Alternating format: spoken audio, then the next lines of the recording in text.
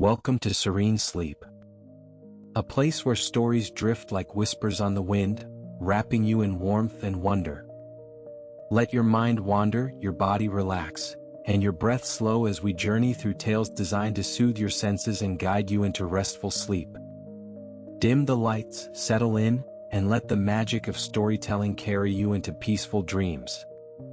Sleep well, dream deeply, and awaken refreshed. Venture's journey. Cade steadied his horse with a squeeze of both knees, keeping her dancing legs in check and protecting the dusty mounds below from wayward hooves. The 4 lines of raised dirt sheltered the still warm bodies of his dead friends. The new mount had a sure spirit, along with an insatiable lust for speed, but she would have to wait a few moments longer before indulging in the open road.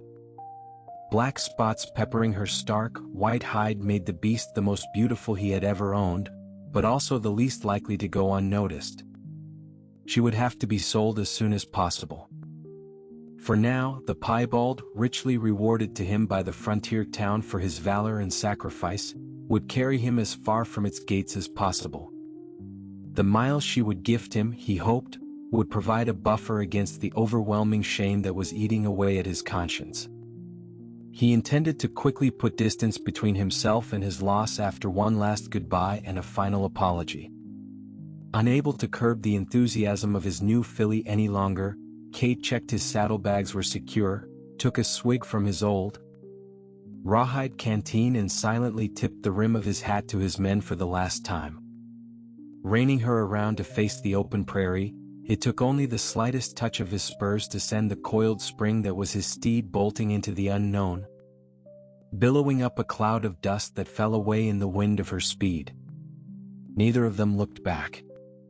By the time he pulled her into a more controlled gait, there was nothing on the horizon but dry grasses, scattered boulders, and the simmering of the noonday heat. The horse was glistening all over under a sheen of sweat, a product of the harsh sun and their mutual need to put Talem's Bend far behind them. For the horse it seemed a desperation to venture out into the world, beyond the only stable she had ever known. For Cade it was simply a desire to shed all reminders of his guilt. He slowed her further into a walk. He would need to teach the animal some control. A stricter hand would be required to offset the initial freedom he had afforded her, confusing for the animal, but necessary under the circumstances. Venture. Perhaps that would be a fitting name for you, he muttered, so that only the two of them could hear. Pointless, given their seclusion in the open, flat country. He could see at a glance how alone they truly were. It was idyllic when compared to the stifling attention he had endured from the grateful townsfolk. Glimpsing the shine of a small water body ahead, Cade adjusted their course and made a beeline for the trickle of a stream that meandered over the rocks. It was a long journey to anywhere but here, and they would need water above all else to survive the trip. I suppose you care little for who rides you. Only that they do it well, Cade mused, his face shedding droplets onto his loose shirt after a refreshing splash in the clean brook. Bandit, sheriff, or dunce. I imagine it means little as long as you get to run. Venture raised her head from where she had been lapping greedily downstream and snorted, almost in response. In case it should interest you, you're Carrie a coward. A no-good yellow-bellied loser who is like to get you killed. But do not fret, darling. I'll see you taken on by someone more deserving of your spirit. Next town over is a trading post. I'll do right by you, get myself a dun beast in body and mind instead. A more fitting match. Cade rifled through the heavy saddlebags, pulling out some jerky and a loaf of bread. He offered up a palm full of oats to the horse before perching on a rock and filling his own belly. Even the meal of simple rations was tinged with regret. He had not deserved the hospitality but could not have turned down the gifts. Not without being forced to either leave on foot or remain at the cursed settlement indefinitely. He had judged it better to accept what was not due him, than remain where he was and perpetuate the facade. There weren't supposed to be so many, he began his confession. We wouldn't have taken the job on otherwise. Heroism is only worthwhile if you're sure of survival. Damn bandit gang had been harassing Talem's Bend for nigh on a year. They must have frightened you plenty, hey girl? Well, they won't be both there and them folks any longer. My boys' lives bought them some peace. He shook his head and threw the burnt crust of his loaf into the stream, where even the water couldn't soften its bake. Standing, he pulled out a brush and began working down his temporary companion. He didn't want to lose any coin due to a messy coat. When I saw just how outnumbered we were, I knew we were lost. Couldn't control my fear. Turns out I'm a coward, like I said. Always engineered it before, like as we would win without issue. This time I got it wrong. Hid myself amongst some barrels aside the tavern, listened to the war raging all around. The lads, they did me proud, fought to the last man, left only 2 of the brigands standing. Makes a man wonder if I'd been at their side, how it would have gone different. He let out a long sigh and paused his work, leaning against the warm rising belly of the horse. To his surprise, she turned her head and nuzzled at him affectionately. He scratched her nose and smoothed her chin. She was a gentle thing despite her hunger for adventure, a sign of her youth he supposed, willing to let him rest against her without losing patience. Life would harden into her some irritability soon enough, especially on the lawless fringes where they traveled. I only emerged from my hiding place when the strikes of gunfire had fallen silent. Like a mouse from its hole, I crawled out unseen, meeting the backs of the last 2 brutes who had finally overrun my men. I shot them both before they even knew I was there. Blam, blam, right in the spine. Only then did doors and shutters start cracking open. The people of your frontier home were met with the view of a lone gunman, standing amongst an army of the dead. The story of a tragic hero materialized in their collective minds as I watched their eyes light up. Better to be a crooked false savior than honorable and yellow, I figured, and so I assumed the role. Cade stashed the brush back in the finely worked leather of his saddlebags and mounted up once more. He adjusted his pistol holster against his leg, noting it was 2 bullets short of a full cylinder. Ammunition was not something his worshippers had been able to provide. He pulled the rifle from its sling that hung from the saddle and gave it a once-over. The weapon had not been fired in weeks. Another signal of his pathetic tale. Thrusting it back in place and pulling his hat down, he clicked Venture onward. He forced her into a rolling walk, conserving her energy and taking her back up onto the trail. So that's it, my new friend. It is you and I until we reach that market town. Angel Post, I think they called it. From there I'll see you sold to a man more deserving of your finery, and I'll use the coin to get myself back east. Perhaps even back to the old world, where cowardice and duplicity are more expected. Either way, I can no longer think of myself as a moral pillar in a lawless land. Best to shed that dream and join the rest in the gutter. Perhaps it is the same road all men take, realison, it futile to oppose our true natures. They rode on, man and horse gleaming like a beacon of white and wealth against the savage backdrop of the dry wilds.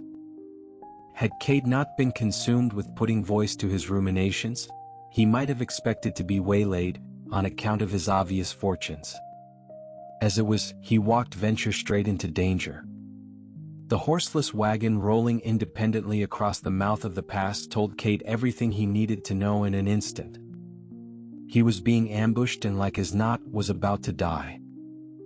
He had led Venture straight into the steep-walled ravine without a second thought, assuming it would be as empty as the lands around. His preoccupation had made him blind to all he would normally see. Waking himself up from his stupor, he spun the spotted mare in place to find a single figure, silhouetted against the bright sun of the only exit. By instinct he wrenched the rifle from its cradle and began to raise it. A shot that ricocheted from a nearby rock, echoing its impact against the close stone walls, insisted he move no further. "I wouldn't do that if I were you," the stranger on the ground advised. "I've 2 sons that have rifles aimed at your head from hidden vantage points. You'll not live long enough to raise your weapon. 3 in total. Each with a distinct advantage of position. Nowhere to hide this time, Cade thought, as if to cement the lack of the option. Even given the chance, he decided he would rather die than again live with the shame of leaving another to perish in his place, even if that other was a horse. "What do you want?" he forced himself to ask, sitting straight-backed and feigning confidence. "Your mount, your supplies, weapons. Everything. Times are lean, partner. We are in need and you have seen fit to provide. We will let you walk if you agree to do so with naught but the shirt on your back." If he thought he would survive without them, Cade would gladly have given up the supplies. He didn't even have any real attachment to his pistol. Ventured their short time together, he had grown quite fond of the filly. Her lack of judgment and bent ear had been a salve. The thought that her worth in coin was his ticket east did not even factor into the decision. It was pure sentimentality that forged his resolve. In truth, he dreaded what these men might do to her.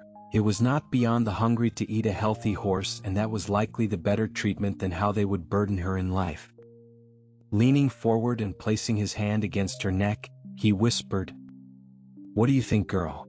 Courage together, or more cowardice and inevitably meeting our makers alone?" To that she raised her head, stomped one hoof into the sandy dirt and narrowed her eyes. Together it was. With an almost imperceptible squeeze of his heels, Venture exploded forwards. The tactile communication between them meant Cade was able to lean forward to steady himself against the change in momentum and simultaneously raise his rifle. He fired a single shot, and knowing it would hit true before even seeing the bloodied eye of the man ahead, he dropped the weapon to the ground. In a single fluid motion he reached down and drew his pistol with his right hand, crossing it over his left that was taking up the reins. One shot, angled upwards toward the young man crouched on an outcropping of stone, sent him tumbling over the edge. Ripping his arm back, he stretched it to its full reach, aiming out to the opposite wall of the ravine. A third shot took the last lad from his nest at the top of the ridge, where he disappeared backwards and out of sight. Once they broke free of the narrow gorge, he heeled Venture around to survey the scene, both of them panting with the adrenaline more than any exertion. Cade let out a loud whoop of mixed relief and joy, which was met with an enthusiastic whinny from his horse. His elation went beyond mere survival. He threw his head back to the sky and opened his arms wide, hat in hand, bathing in the confirmation of self that had come from his bravery. Seeing Venture safe had repaired a small part of the guilt that rode him. It was not a full forgiveness of himself, but it was a first step. He bent forward and slapped the thick neck of his young mount, congratulating her on their success. "How do you feel about a change of plans, Venture? Fancy sticking together a bit longer? Doing some more good to offset some of my bad?" The shake of her head and huff of breath could be mistaken for nothing other than consent. Her dancing steps failing to hide her enthusiasm. "All right then. Oh, steady now. Let's see if we can't help some folks between here and Angel Post. If times are as hard as our recently departed friends there made out, no doubt more will have turned to preying on the weak." Looking down into the chambers of his pistol at the single shot remaining, he steered his friend back into the close quarters of the gorge.